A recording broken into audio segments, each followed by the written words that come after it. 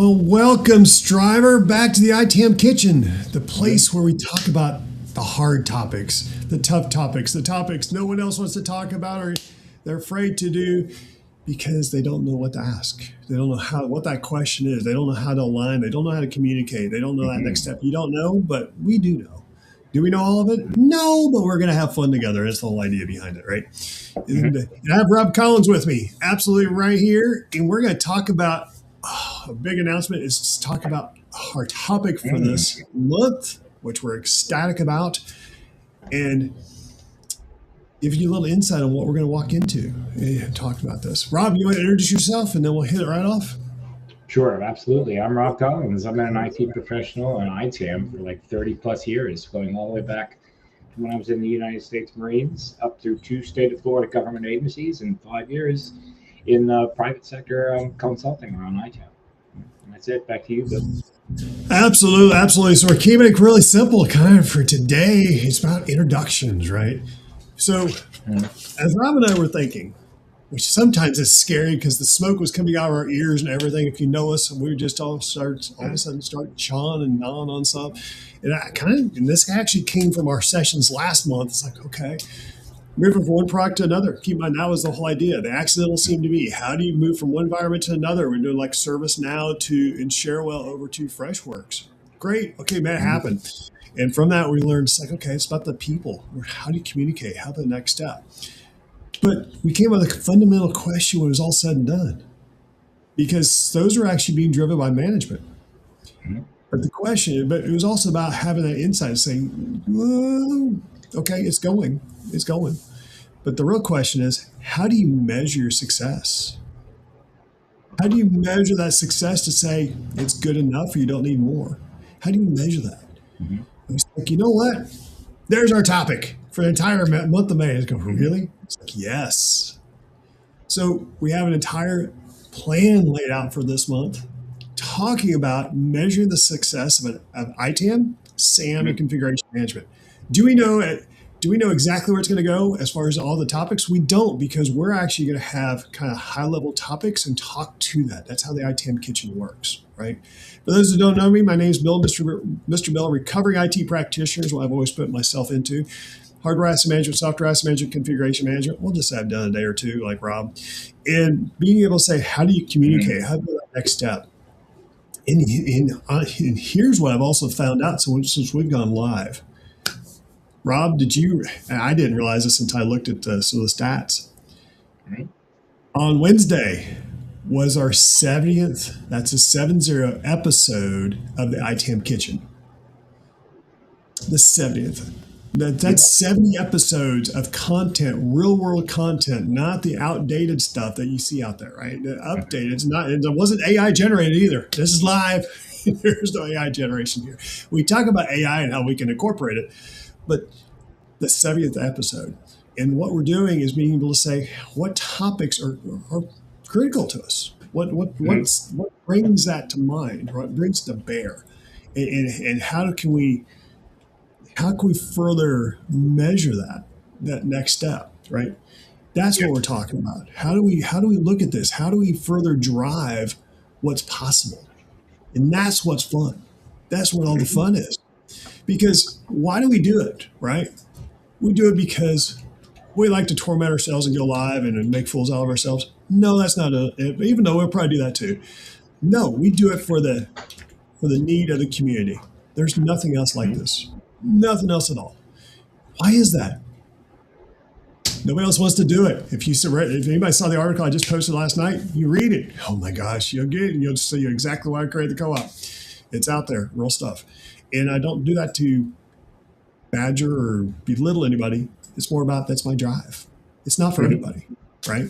How you can communicate, how you bring people together, collectively determine those next steps and get above the foundational type topics. That's what we're talking about here, measuring what matters.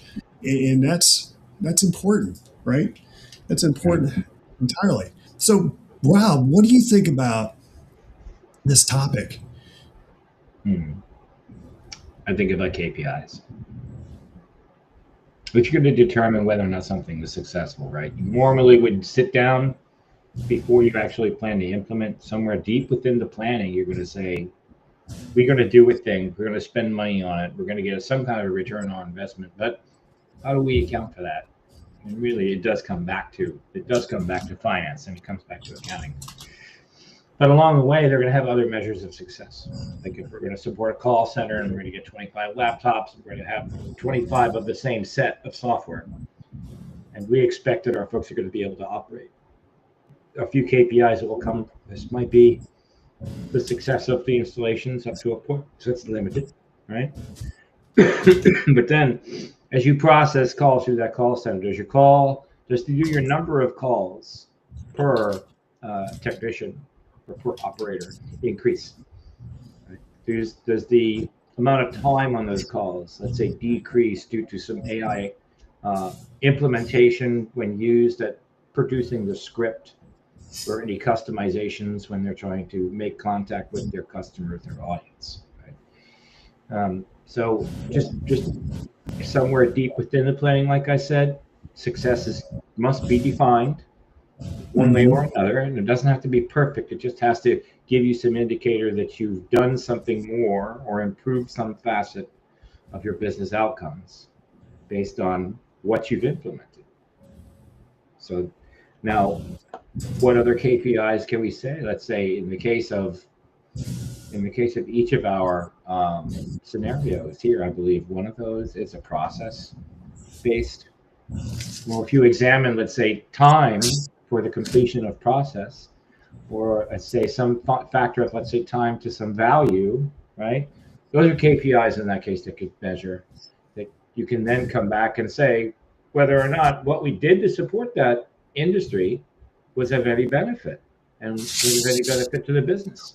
So it comes down to KPIs. Well, it's also important to differentiate or to talk about it, right? Mm-hmm. It's easy for us to get caught in the weeds and just do our job all day long. We're doing it, we're cranking along, et cetera, but how we communicate that at the next level, right? How are we showing and demonstrating and communicating that what we have is good enough, or here's where we need to improve? Those measurements are extremely critical, right? People's like, well, you're in the weeds. It's like, not really. Actually, we're trying to raise above the weeds. We might say our data's bad, and they want to know why we say that. We need clarity on that. I just use that word. But it's being able to say, you know what? How are we measuring that what we're doing is the right activity for our job? Mm-hmm. There's something to be said for that, right? How are we, for example, here's the biggest fear a lot of folks have, Rob, that I've seen. There's been a tremendous amount of layoffs in our space.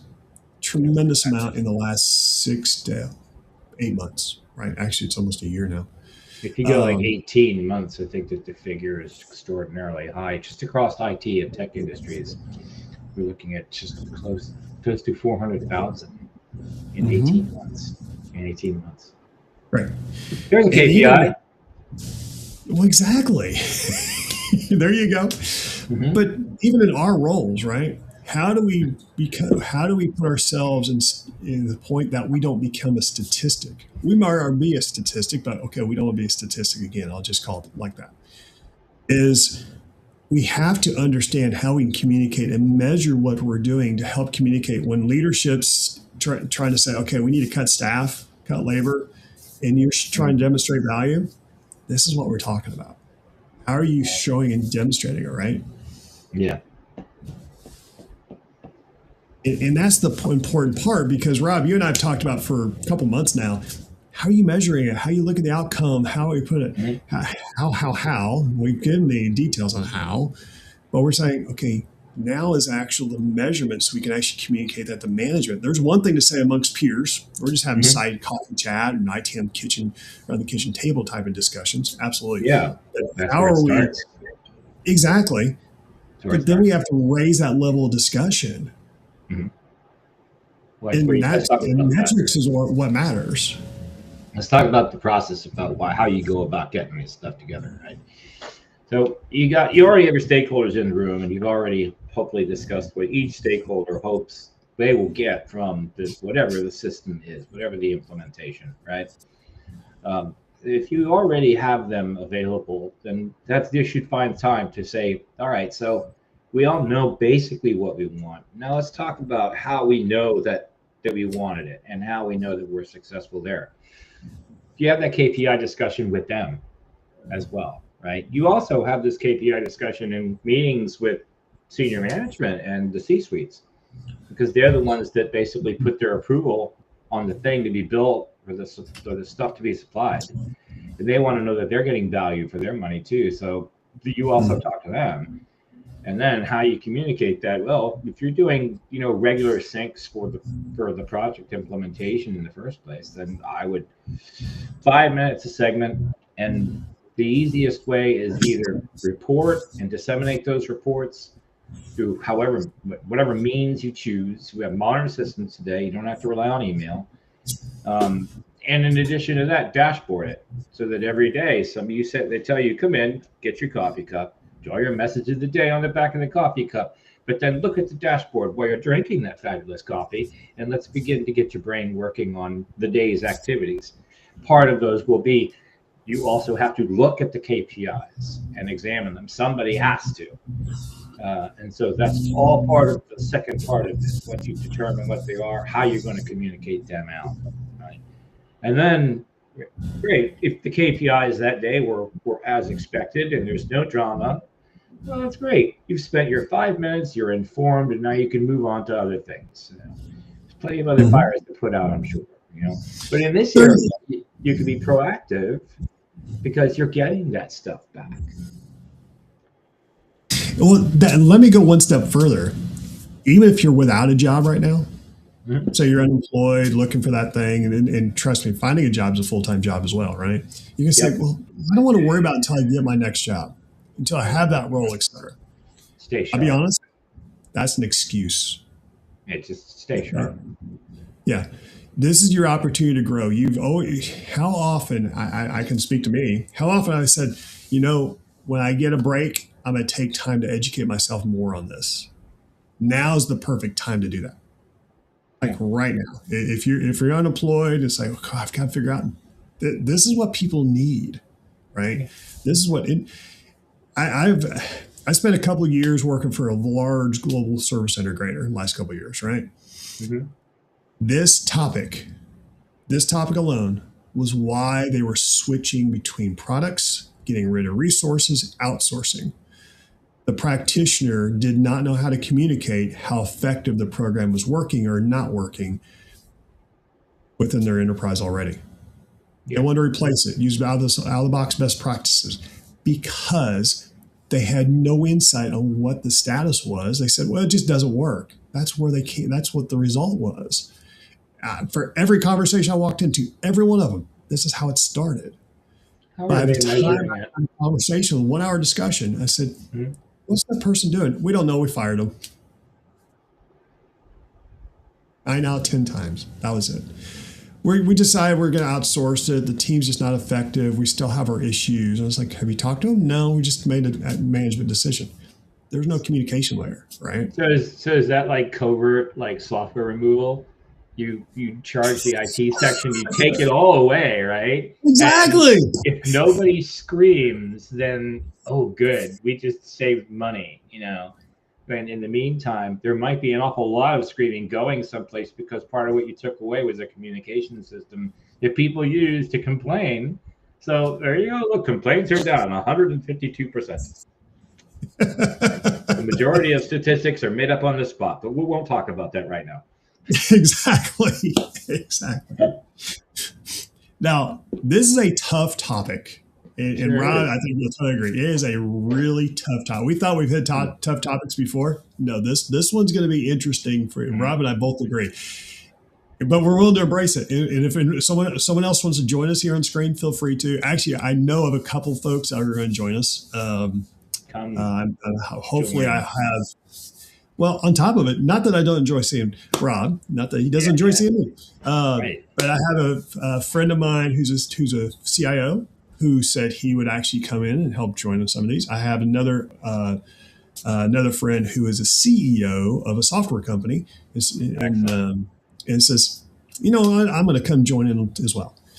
I just say these are the type of individuals that's like, yeah, let's have the conversation. That's when it makes it really fun, right? Yeah. I'd like to bring in some of the heavy hitters over the course of the last 18 months whose decision making has led to so many layoffs. That would be a wonderful set of interviews to do. Well, and keep in mind, these individuals actually were not they did not go down Oh that path.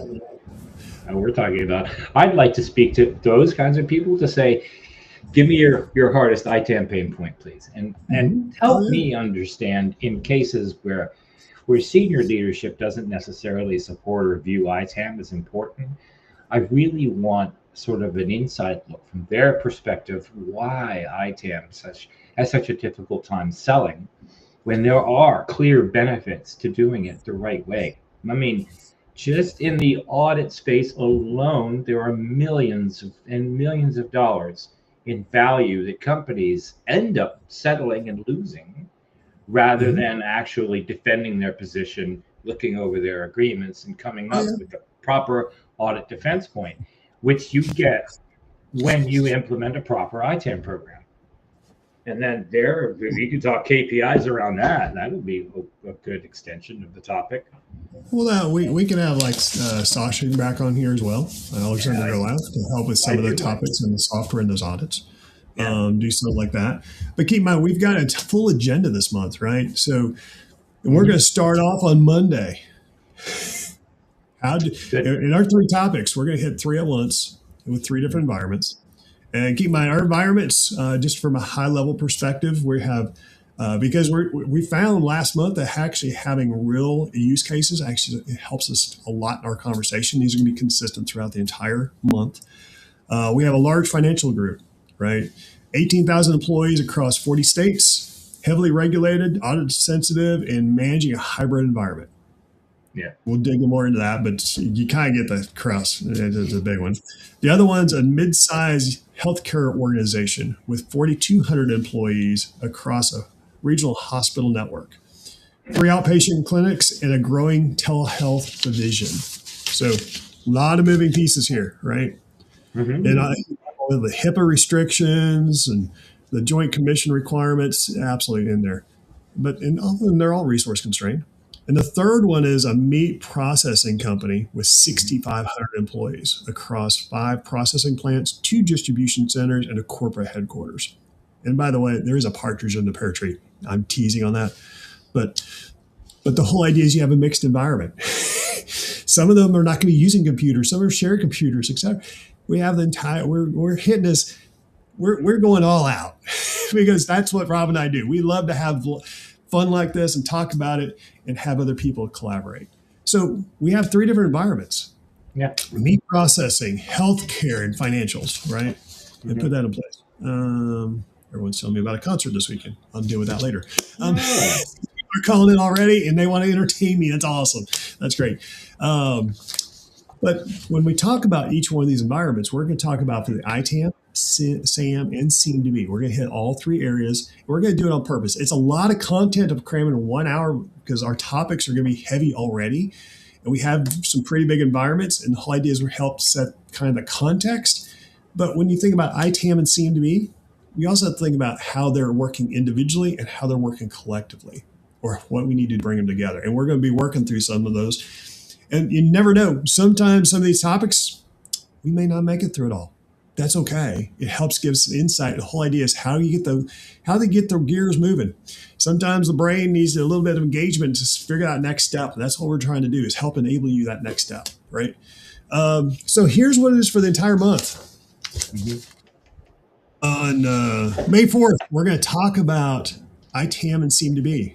It's a good topic. This is a real good topic. Does your organization agree on the definitions of each? Mm.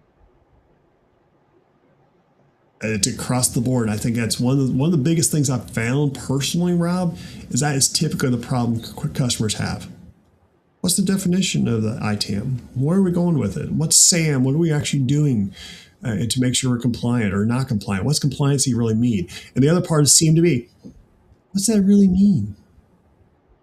At what I level? can tell you precisely what CMDB means. It's strictly But operational. but the idea is we want to have a whole discussion on this on Monday, right? Yes. Because with these three environments, trust me, we'd be going for 4 hours if we really want to get detail. It's probably an entire day. And Have a the lot of fun. finance example, and I'm looking forward to Monday's discussion because the finance example should be keenly aware of what they are and the differences. The others, maybe not so much, right?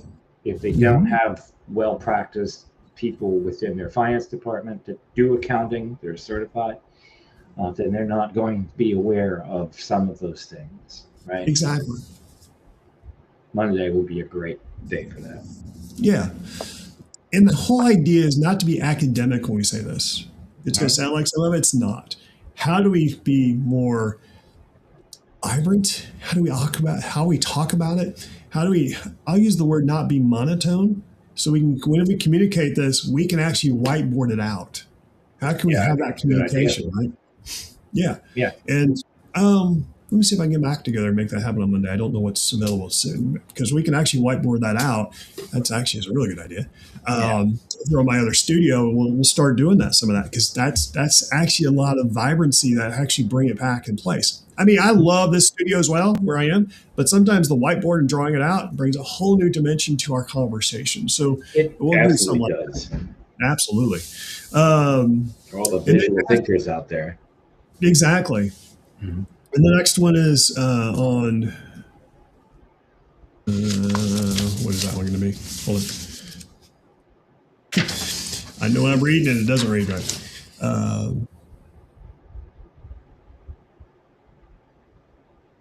Just measuring ITM and SAM and CMDB as in general, right? As far as how you actually measure that part. That's good. That's a great topic because a lot of people that complain their CMDB goes stale quickly, and it does because they're not doing all the proper care and feeding of the CMDB and the CIs. So I'm looking forward to that topic as well. There's so much that you should be doing. Oh, absolutely, and we could talk about data accuracy. We have data accuracy being mentioned because we're looking at the people, the process, the technology, the data, the governance. We're looking at the life cycle. We're looking at the training the individuals. We're looking at stakeholder buy-in. We're talking about, how well it is trusted. We're talking about how you're looking at the end-to-end life cycle. I talked about life cycle a second ago, but the end-to-end, how you're managing your assets, the operational activities, right? We're talking about integrations, how we look at the integrations with each of these. These are all different topics on different days. I mean, I'm talking about integrations. We're talking about that on May 18th. It's like, well, we want to talk about that tomorrow. I get it. There's only so many things we can talk about one day. One day. Just watch on that day. Absolutely. Comment when you watch. Exactly. When you talk about governance, who's in control or not control? Is it just haphazardly happening? How are you looking at governance when you talk about ITAM? Or SAM or CMDB? How are you measuring that, right? How do you have that alignment internally? I think it's very critical. Another one is about tooling. Oh my gosh, we're gonna have fun. We're gonna talk about tools. I very rarely talk about tools. We talk about tools a little bit from a high level perspective, but this is about how do you know the tools are earning their keep? That should be pretty interesting, and we have 3 different environments. We have to look at it from different perspectives. That's gonna be a lot of fun, Rob. I'm really looking forward. Or are you going into technical debt with those tools? Is it going the other way? Exactly. Another one is training. How is your team actually growing from what they have? Are they able to expand? If they're adding AI to your portfolio into the product, how are you leveraging it, right? How are you making sure they're skilled on that, right? It's been a topic as of late that's been discussed out there in a couple of different places too. And I think it's a really valuable topic these days because the skilled workforce is declining. And there isn't really a lot in the way of a future workforce stepping in to replace that. Well, it's not just that, but the level of need at the lower levels is totally changing because of technology. Yeah. So the question is, how can you be more strategic in making sure you're embracing these changes? Are you being trained, or are you even investigating your own? How are you being inquisitive? I'll use that word to say, I need to learn more. And how are you doing it? Are you doing it on your own, individually? Do you have a team effort? Are you helping the team grow? How Yeah, are you leveraging it? Right? I mean, I leverage AI all the time. Rob, I'm sure you do at different levels. I do. Um, I do. you, Yeah, and you have to I be have for like the careful last how couple of you, years. yeah, you have to be careful how you crunch it, number crunch it, et cetera. But it also can be an asset for you to help you contribute to how you better communicate and get that message together, which falls into the next session. Yeah. Um, what's needed by your CXOs, the CFO, the CIO, the CTO? What's actually needed by them to ensure that you're happening, right? That's where I want to talk to a couple of these folks that I'm expecting we're going to have on. Mm-hmm. Get it from their perspective and find out from them what is it that they need. Is there any place where ITAM's desire to give and their needs interface? Because if we could do that, if we can get them precisely what they need to help them make better decisions, they're going to view ITAM in a much more valuable light. And we want that. We want to spread that. We want to spread that kind of thinking into C-suite leadership everywhere. I want to go there, but I want to go one step further. Yeah. I also need to understand what's going in their mind besides ITAM. Yeah. Well, no, it's critical. It is. Because if we understand what's happening, especially with all the change, they're going through these major changes too, right? AI is all of a sudden here. Okay, yes. Where as an executive, all of a sudden this is supposed to pop up on my these new tasks come on my plate. Some of it's going to be remedial. I'm being told by vendors I can get rid of resources. That's what I'm being told. But honestly, it's like, let's have a discussion about that. And yeah, let me see what I can do to find somebody to actually help with that, because I have the perfect question for them to start off with. And when we do that, it's going to be sky's the limit. It's going to have a lot of fun and we can dig into it. Again, we're providing an outline for topics for the entire month, just so you kind of see it. You're actually going to see this scheduled on LinkedIn this weekend. I'm going to see if I can get the entire month out there. I'm just putting it out there myself. Super. So all of a sudden, if you see a sign a post from me, just understand, I'm not trying to spam you. It's just creating events on LinkedIn can be a whole different challenge. So if all of a sudden you see, oh, you have this one, this one, and this one, yeah, there's like 13 of these I need to make. And yes, I do these myself. I have no problem doing it. And the next one, we're talking about vendors. The ITAM, SAM, and CMDB vendors. Are they partnering? Are they cashing the check on you? And we can also talk about services a little bit in there too, right? Mm-hmm. And talk about, okay, are they actually providing the value you need? Is there different things you need to look at for these different environments? And we have use cases to tie this into, to actually have that vibrant discussion. And keep in mind, we only have 1 hour. So you get a couple of us out on here. Oh, yeah. There's one thing for Rob and I talk, and trust me, everyone's already seen it. We can hold our own. There's no problem there. Mm-hmm. But have a couple others join into, we're going to have a lot of fun. It's the only way to say it. We're gonna have, it's like you have a sick way of having fun. It's like, no, we actually enjoy this. This is quite enjoyable. Because the ITAM friends are going to think the same way. Yeah, exactly. Well, we have to be weird to be doing this. I don't know what else to say. We have to be weird. That's one of the requirements. Come on, that's totally. And the last one is how AI is AI helping the program for ITM and SAM CMDB, or is it hindering? Or how are you better aligning that? How are you looking at that, right? Because as we know, AI is here. It's not going away. It's a tool on several different fronts. But the question is, how are we able to embrace it? And does the enterprise allow us to figure out how we're working with some of the restrictions and how we're leveraging it? So from a topic perspective, there's a tremendous amount of information about to come out. Tremendous amount. And if you want to get a PhD in how to do your job, how to understand where to baseline it, you need to be here. You need to be in the room, ask some questions. I don't know if help drive the conversation. Exactly. If you want to be part of it, hey, be part of it as well. We'll make that happen. Because May is going to be a very busy month, right? As they say, April showers brings May flowers. Well, actually, April was great for us as far as kind of queuing up for this topic figure out that next step. Because here's what's happening right now, right? People are losing their jobs, products are getting changed out, environments are changing. You have the flux of individuals. You have technology changing, right? On top of it. And honestly, it's a lot of chaos, but chaos is what we're used to. The question is, how are we managing our own, what's within our own box and not take on someone else's drama? And being able to further identify that from a metric perspective will help us do exactly that. Is it going to be the solve all be all? No. But Rob, let me ask the question. When you start going down the metrics and KPIs with your job, and this is kind of just a general question, right? With what you've done previously, how has that helped you propel what you do and identify that next step? Oh, wow. Well, one of the key metrics that we took on were how many incidents, for instance, were flagged for particular asset types.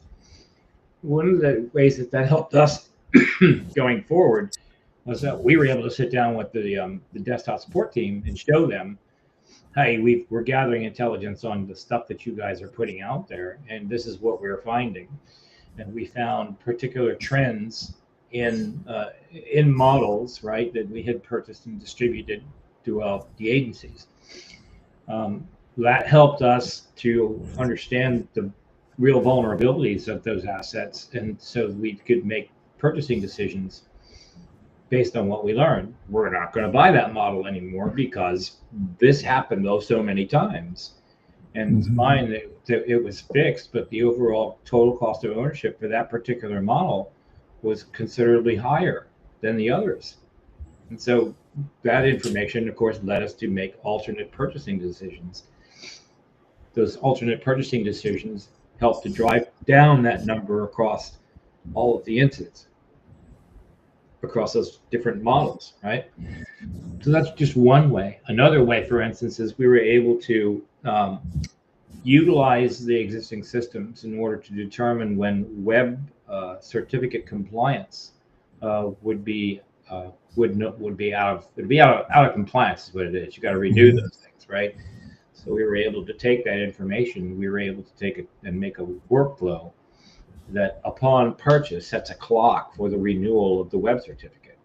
So now at 90 days prior, at 60 days prior, at 30 days prior, it triggers a process for a human, right, to go out and actually make that purchase.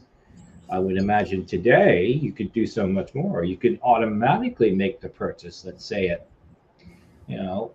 certificate end minus 7 days, so that you would have it at the ready for installation. You could even automate the installation of those web certificates at this point, just because of having that information in place and monitoring those KPIs. And there are so many more. Like I say, every line on your resume is at least 1,000 stories. Well, that's one of them. And being able to help provide insight to management, leadership, showed that actually you saw progress being seen by leadership as well, right? Yeah, and save money too. I mean, and they were thrilled now that they had this information. They didn't even consider it before. Never even crossed their minds. Well, that, and you just, with your example, you hit it from a couple different angles. One, you hit, okay, where were the problem children? I'll just call it that way, right? What was actually dragging you back, causing the delays? Why were you have to have a lot of service? That's one thing.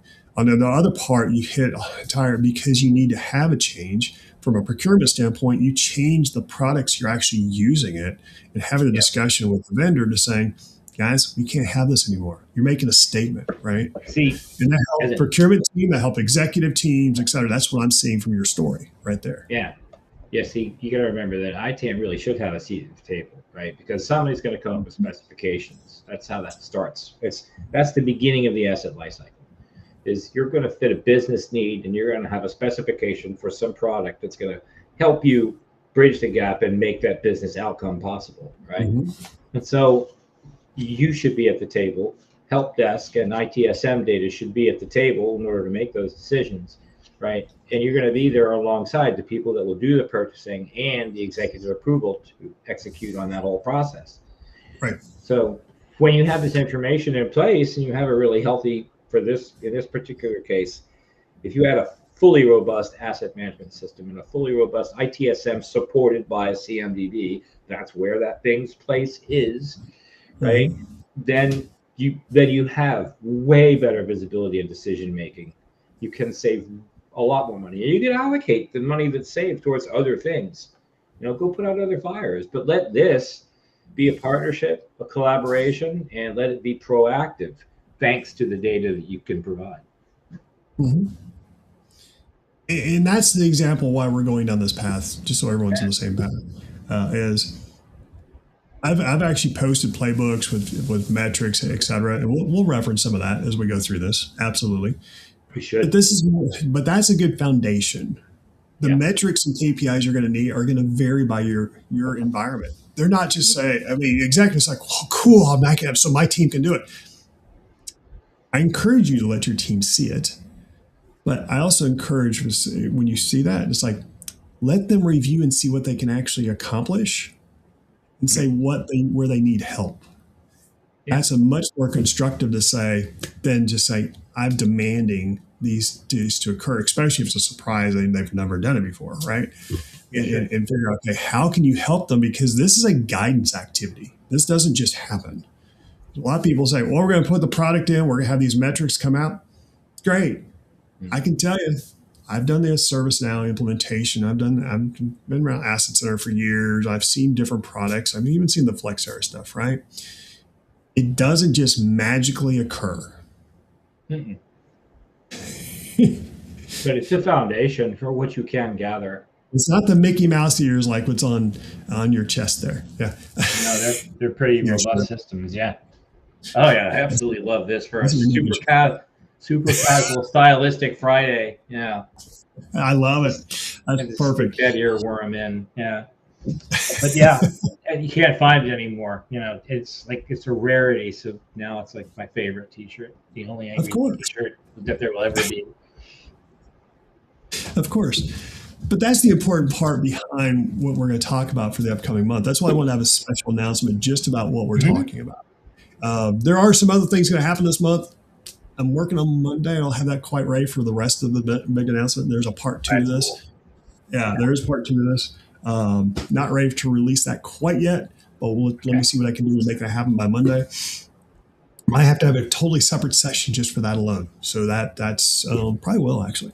Let me see what I can do on that, because that's going to be powerful when we're doing some additional parts of what's coming up in the upcoming months. Yeah. So a lot of fun stuff, a lot of changes happening, and it's being able to say, how do we work this further? Because it's also being able to say, what's reality for us today? Again, we're talking about these areas. We've talked about several areas, and these are not things that you're going to learn in a textbook.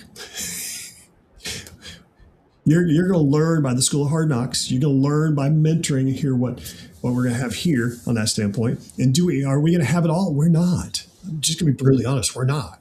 It's like, well, we need all the answers.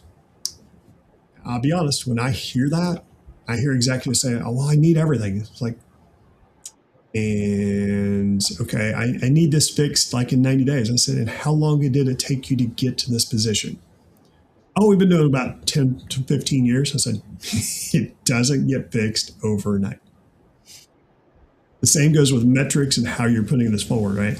How you're measuring and how you have to adjust and how you have to align with the environment can vary. Yeah. Absolutely can vary. Your business model can vary. Maybe the business is changing. Maybe you're doing the best you can. That whole focus, that impacts everything we're talking about. But yeah, it's still the foundation there, but you may have to get more specific, right? I mean, with healthcare, that's insane. It'll probably be like $120,000 for the first 90 days worth of planning and fixing. And then the rest of that roadmap needs to be determined and the gaps done. And then you can have a full timeline for the maturity and for fixing all the other things that you have neglected over the course of that 10 to 15 year span that you need all of a sudden to be fixed in 90 days. Get a good start on it, and for a consultancy that's worth its salt, you're going to pay. Things will get fixed if you allow them to, but things will get found And maybe you will not have wanted to have asked that question in the first or made that statement in the first place. Everything fixed in 90 days. Well, I just use that as an example because our purpose here for the next month is not to Yeah. fix anything. We're not here to fix it. We're here to help identify where are you today? How are you measuring that? Are you thinking about the different measurements or help you apply it? Because here's what I found.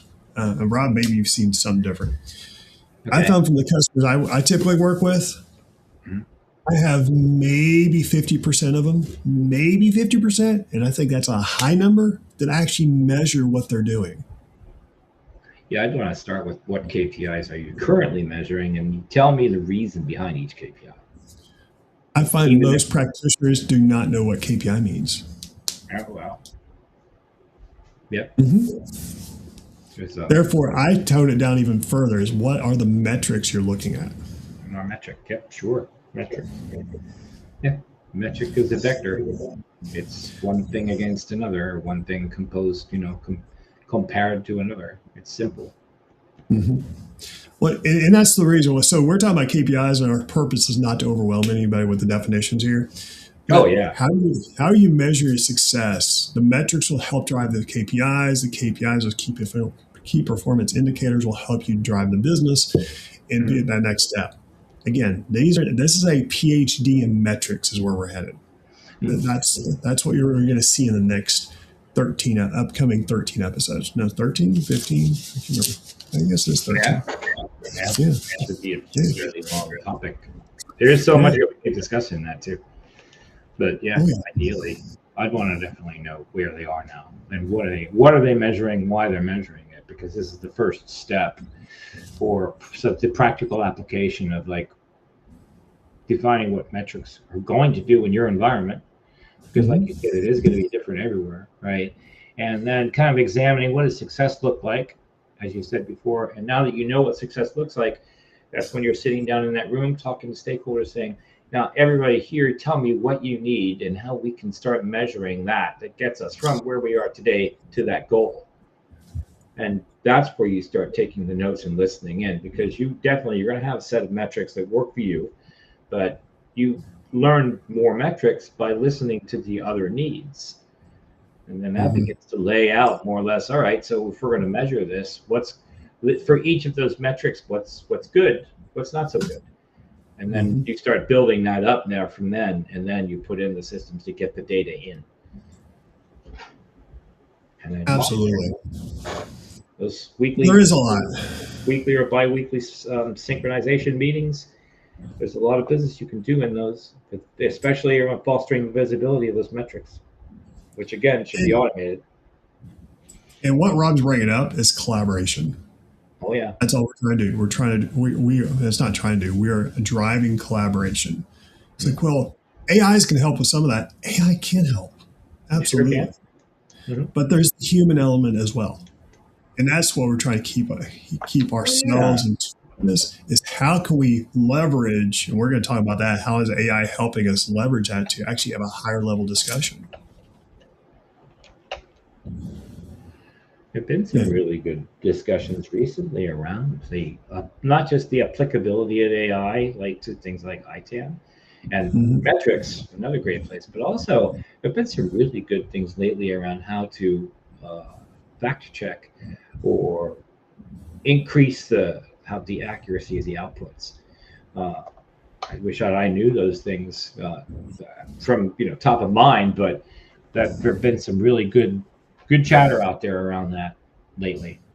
And this is a great place where that could be applied, because you're not aware of all the metrics that are possible within your systems. Use AI to do a metrics discovery session, bring those to light, and then utilize AI in order to give yourself some kind of a priority, if you will, or across those various metrics. So that helps. And I think that when you start going now into the AI applicability in this particular subject, you are it does get very technical. So from a business standpoint, just know and understand that there are some brilliant ways to apply it, and you will be better informed as a result.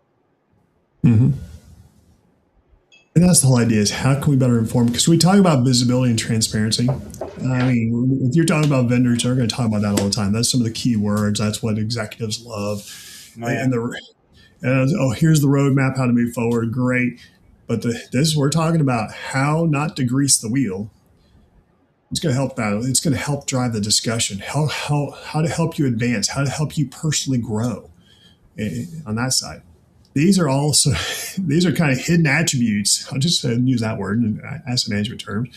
Hidden attributes you're going to gain out of working through the entire month with us on these topics. Again, we're going to talk about how you measure people. And I'm talking about skill set. I'm talking about your resources. I'm talking about stakeholder alignment.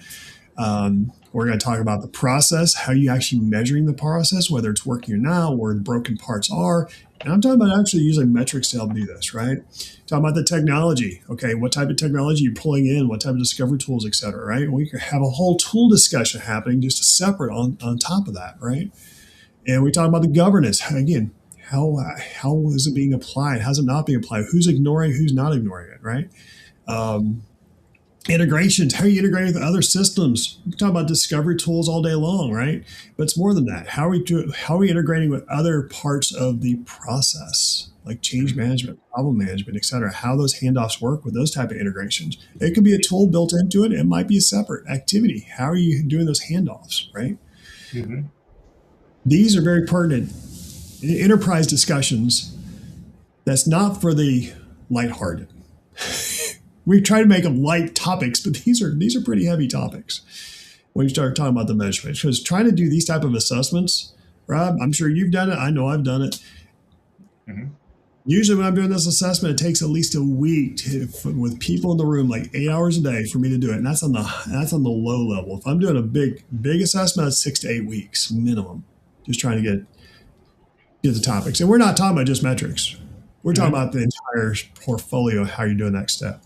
So I heard that it could be done in like 3 days, but I've never seen an assessment come up. It's done in over the course of 3 days that results in anything of real value. Correct. And none of the online assessments that you do in, let's say, 20 minutes is a maturity assessment that really comes back to you with real value. I've yet to see one. No, totally agree. Well, Rob, as we wrap this up, I don't have anything else to talk about at the moment. Like I said, we wanted to put this big announcement. This was big. And keep in mind, this took the entire hour just to talk about the overview of what we're going to walk into, right? We're setting the stage pretty high. We're having this bar really high to say it's important. And if you don't think it's important, I don't know what to say outside. You need to listen. It's time that opportunity to grow in that next step. Not to beat you down with it, but it's more about when you understand this, then you really understand your job. You understand how it's working. And if you're a seasoned individual, it's like, oh my gosh, I want to collaborate and join in. Please do. It's not about us having all the answers by any stretch of the imagination. Collaborate, bring it in. Let's figure out how we can further drive and help you drive yourself forward as well. Rob, any final nuggets you want to add to this for our upcoming sessions? Well, you're going to find that really KPIs are tremendously valuable, right? And I know it's going to be tough to come up with some of those. I mean, you can get some automatic ones from various systems, especially your ITSM systems are going to inform you in some pretty good ways. It's the whole reason why you're utilizing CMDB as a function of asset management, because you don't have anything else. So you go with what you do have, and the CMDB is a fairly robust way to support that, but it just doesn't replace it. So going into the next few weeks, several weeks actually, you're going to see great examples of where KPIs can increase your visibility on the environment, right? And we're not just talking about the discovery of assets. We're talking about a variety of the discovery of different metrics, right? And data that you can obtain from your current systems, whether it's your InfoSec system, whether your ITSM system, or any of these other things, purchasing systems, any other systems that help with the configuration of items. Anything that helps with retaining specifications so that you can issue those in chunks or in blocks when you actually go to put things into operation, right? Metrics, if you haven't been aware of them yet, now is the time. And take a look at a dashboard and what those metrics can show you. If you can't necessarily see it directly, then that's when bring in a data analyst, have to collaborate and to show you what this information means. And you'll start to wake up and see that this information is being, you've been surrounded by it, but because it hasn't been collected or harvested or analyzed, you've not known what to do with it. Right. These sessions are going to inform you of what many of those are, how you determine them, and where you can take that information to be more proactive in your environment and your decision making. Absolutely. Yeah. So I look forward to it. It's going to be a very interactive session. We're going to do our best not to make it dry because it can be a very dry topic, all of this, right? But we also want to make it very vibrant and very real for you so that you're able to embrace it, grow from it, take notes. These are note-taking sessions. And it's like, well, I'll listen to the recording later. I'm telling you, you need to be fully engaged, not multitasking on these part. You're going to gain a whole lot more when you're doing this. So appreciate everyone's contributions. Yeah. Mm-hmm. And we'll see everyone on Monday. Have yourself a great weekend, and we'll see you then. Thanks, everyone. See you then. Bye for now. See you later.